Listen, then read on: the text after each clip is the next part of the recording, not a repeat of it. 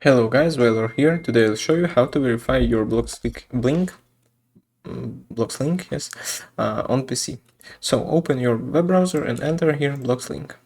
Now click Verify New Account and click Next.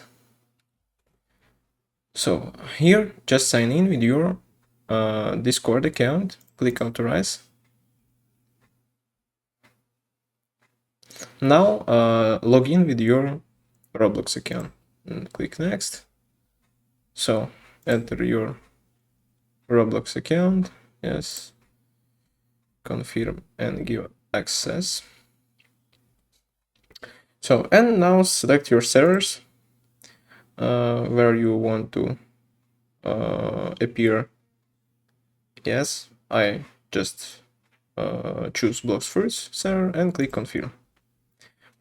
And now you successfully verified your Bloxlink. Thanks for watching, click likes, subscribe, goodbye.